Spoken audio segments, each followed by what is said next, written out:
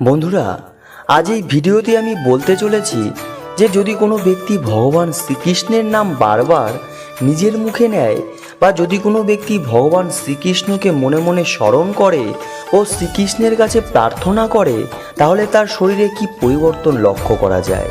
যে দুটো পরিবর্তনের কথা আমি আজ এই ভিডিওতে বলতে চলেছি, সেই দুটো পরিবর্তন যদি কখনো আপনি আপনার দেহে লক্ষ্য করেন, তাহলে বুঝবেন যে আপনার শ্রীকৃষ্ণের নেওয়া নাম সার্থক হয়েছে এবং ভগবান শ্রীকৃষ্ণ আপনার উপরে অত্যন্ত খুশি। আপনার জীবন ধন্য যে আপনি ভগবান শ্রীকৃষ্ণকে এই রূপে ডাকতে সক্ষম হয়েছেন। কেউ যদি একটু মন দিয়ে ভগবান শ্রীকৃষ্ণের নাম নেয় বা প্রার্থনা করে, তাহলে তার মধ্যে দুটো পরিবর্তন অবশ্যই লক্ষ্য করা যাবে। কিন্তু কি এই দুটো পরিবর্তন, সেটা আপনারা অবশ্যই এই ভিডিওটি এক মনে দেখুন ও শুনুন। তাহলে চলুন ভিডিওটি শুরু করা যাক। কোনো ব্যক্তি কতটা ভালো কাজ করছে এটা একটা অন্য জিনিস, সম্পূর্ণ আলাদা জিনিস। আর কোনো ব্যক্তি একটা কাজ কতটা ভালো করে করতে জানে এটা সম্পূর্ণ আলাদা জিনিস। ভগবান শ্রীকৃষ্ণের নাম যদি বারবার নেওয়া হয়, তাহলে আমাদের দেহে কিছু পরিবর্তন আসে। সেই ব্যাপারটাকে একটা উদাহরণের মাধ্যমে বলা যেতে পারে।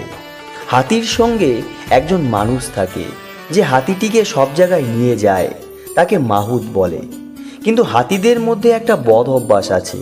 কোনো পোষা হাতি হোক বা আপনার কন্ট্রোলের কোনো হাতি থাকুক, কিন্তু যদি হঠাৎ একটু পাগল হয়ে যায়, তাহলে হাতিটি ঘর গাছপালা কিছু মানে না, সব কিছু ভেঙে গুড়িয়ে চলে যায়। ঠিক সেরকমভাবে যদি একজন মাহুতের হাতিও এই অবস্থায় চলে আসে, তাহলে সেও মাহুতকে মানে না, তাকে গায়ে পিষে দিয়ে চলে যায়।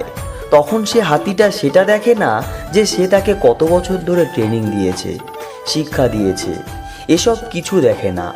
আমাদের ভগবানের সঙ্গে প্রেম, ভালোবাসার স্বীকৃতি একে অপরের সব কিছু নির্ভর করছে। শুধু একটা প্রেমের উপরে আমরা একে অপরের প্রতি সংসারে যেরকম প্রেম করে থাকি, এই প্রেমটা সেরকম নয়। এই প্রেমের প্রকৃত অর্থ হচ্ছে আমি আপনার পরম ঈশ্বরের সঙ্গে কতটা সৎভাবে বন্ধনযুক্ত রয়েছি। এখানে সততাই হচ্ছে প্রধান ব্যাপার।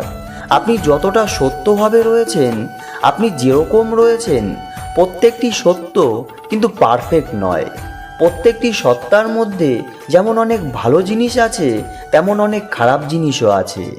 এবার যে মানুষ এই সত্তাটাকে একত্রিত করে যে আপনার মধ্যে যত ভালো যত খারাপ যাবতীয় যা আছে, সেটা সততাকে নিয়ে যদি ভগবানের কাছে যাওয়া যায় আর সেই সম্বন্ধে সেই বন্ধন যদি স্থাপন করা যায়, তাহলে সেই পাগল হাতি কখনো মাহুতকে মারবে না, সে তাকে ছেড়ে চলে যাবে না।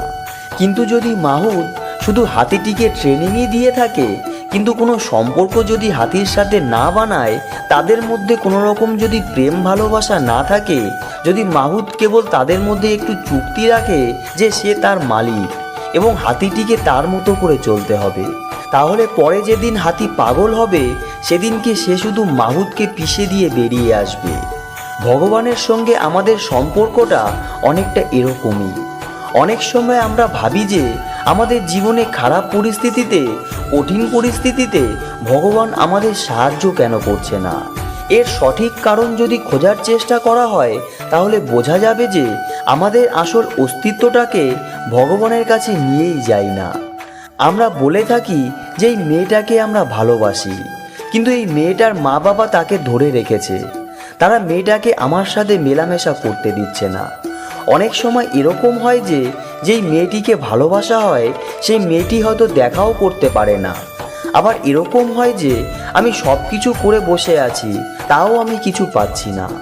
এসব কিছুর সমস্যার সমাধান একটার মধ্যেই আছে, যে আমরা সেই বিষয়বস্তুটাকে নিয়ে যতটা প্রেমের মধ্যে রয়েছি, ততটা প্রেম আমরা ভগবানের প্রতি রাখিনি।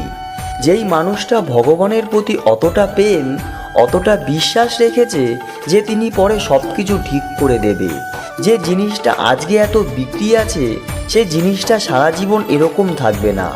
এই পৃথিবীতে সংসার তার জন্য যতটা সমস্যা তৈরি করেছে, সেই সব কিছুকে একদিন হেরে যেতে হবে, এতটা ইচ্ছা শক্তি সেই মানুষটা পায় ভগবানের কাছ থেকে।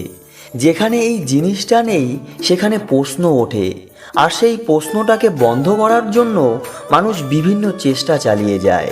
আর এইসব চেষ্টার মধ্যে একটা অনেক ভালো চেষ্টা হলো ভগবানের, ঈশ্বরের নাম বারবার জপ করতে থাকা। আর এটা সবসময় ভালো উদাহরণ হলো বৃন্দাবন ধাম। বৃন্দাবনে যত কম সময়ের মধ্যে একটা জায়গায় যতবার রাধে রাধে নাম নেওয়া হয়, সেই নামের উচ্চারণ যত বেশি করা হয়, সেই জায়গাটা তত বেশি পবিত্র হয়ে যায়। সেই জায়গায় মানুষ আর মানুষের মধ্যে প্রেমের বিস্তার অনেক তীব্র গতিতে হয়। এমনকি একজন মানুষ যার সাথে আগে কোনোদিনও আলাপ নেই, তার সঙ্গে সম্বন্ধে এমনভাবে তৈরি হয়ে যায় যে তার সাথেও আধ ঘন্টা 1 ঘন্টা বসে নিজের মনের কথা বলা যায়, সেই মানুষের দুঃখ কষ্ট শোনা যায়। ভগবান একটা এরকম জায়গা তৈরি করে দিয়েছেন, এরকম মঞ্চ তৈরি করে দিয়েছেন যেখানে আমরা নিজেদের দুঃখ অন্য কোনো আত্মার সাথে শেয়ার করে সেটার সমাধান যদি বার করে নিতে পারি, তাহলে বারবার কোনো ছোটোখাটো কাজের জন্য আমাদের ভগবানের দরজায় গিয়ে দাঁড়াতে হবে না। যখন বারবার মানুষ ভগবান শ্রীকৃষ্ণের নাম নিতে আরম্ভ করে, তখন দুটো ছেঁড়া সুতো, যেটার একটা অংশ ভগবানের কাছে থাকে আর একটা অংশ ভক্তের কাছে থাকে, সেটা জুড়তে আরম্ভ করে, সেটা ধীরে ধীরে কাছে আসতে আরম্ভ করে, আর তারপরে একে অপরের গায়ে ঠেকে যায়। ভগবান সবসময় নিজের সন্তানদের দেখছেন, কিন্তু সন্তানদের নিজেদের মা বাবার প্রতি কতটা টান, এটা দেখার জন্য প্রতিবারই সেই নামকে নিরন্তরভাবে মনের মধ্যে জপ করতে হয়। কলকাতায় যখন কোনো মানুষ হেঁটে এসে অন্য কাউকে পাশ কাটিয়ে যেতে চায়, তখন সে তাকে বলে যে দাদা একটু সরুন, যাওয়ার আছে। কিন্তু বৃন্দাবনে সেটা বলা হবে রাধে রাধে। এটুকু কথাই যথেষ্ট কারো পাশ কাটিয়ে এগিয়ে যাওয়ার জন্য। আর এই নাম যত উচ্চারণ করা হয়, মানুষের দেহের মধ্যে সেই শক্তির সঞ্চয় হচ্ছে যেটা সকলের মধ্যেই আছে, কিন্তু জাগ্রত নেই। আর সেটা জাগ্রত তখনই হচ্ছে যখন আপনি সেই মুহূর্তটাকে উপভোগ করছেন এবং সেই মুহূর্তের মধ্যে নিজেকেও হারিয়ে দেওয়ার চেষ্টা করছেন। মানুষের দুঃখ কষ্ট বুঝে তাদের সাহায্য করার জন্য তাদের দিকে হাত বাড়িয়ে দেওয়া উচিত। জীবনে এই জিনিসটা খুব প্রয়োজন।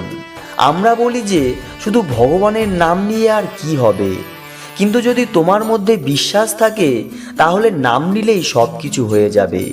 তার জন্য বিভিন্ন কোনো মন্ত্রের প্রয়োজন নেই। এমনকি বাবা লোকনাথ এই জিনিসটাই বলে গেছেন।